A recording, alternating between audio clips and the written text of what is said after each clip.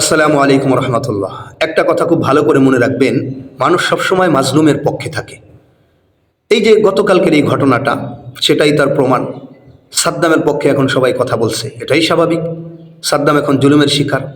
তার সাথে মানবিক যে বিষয়টা, এই মানবিকতাটাও তার সাথে বিবেচনা করা হয়নি।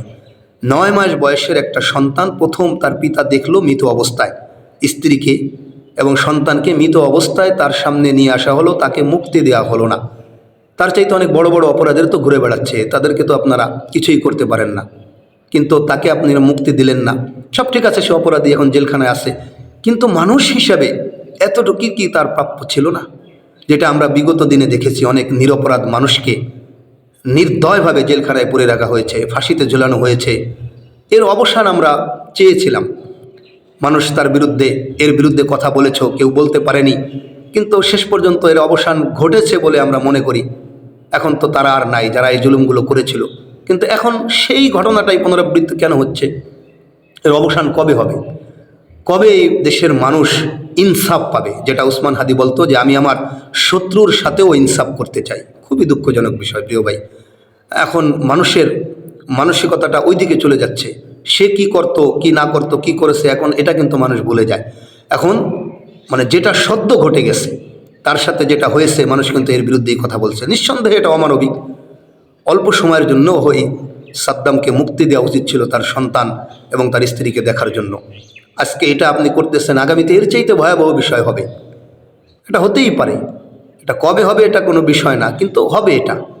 তো এজন্য এর অবসান চাই আমরা। এ ধরনের অমানবিকতাটা এটা আসলেই কাম্য নয়। এজন্য প্রিয় ভাই, এখন অন্তত এর অবসান করেন। আপনিও যদি তাই করেন, তাহলে আর পার্থক্য কোথায় থাকলো? এজন্য এটা আসলে কথাগুলো বলতে মন চাইলো। কে কি মনে করবো এটা বিষয় না, খুবই দুঃখজনক একটা বিষয়। এটা আপনি চিন্তা করেন, আপনার সাথে যদি একটু এরকম একটা বিষয় হয়ে যেত, যে 9 মাস পরে সন্তানকে মাত্র দেখলো, তাও মৃত অবস্থায়। স্ত্রী এখন সে এটা আত্মহত্যা করেছে কি করে নাই সেটা এখনও ইনভেস্টিগেশন হচ্ছে। সাংবাদিকরা তো সেই হলুদ সাংবাদিক বলে দিল আত্মহত্যা করেছে। আসলে কি ঘটনা ঘটেছে এটা পুলিশ দেখতেছে। কিন্তু সন্তানকে যে মারা হয়েছে এটা তো নিশ্চিত, কেন 9 মাসের বাচ্চা তো আর আত্মহত্যা করতে পারে না। নিঃসন্দেহে তাকে হত্যা করা হয়েছে, সে তার মাই করুক বা অন্য কেউ করুক।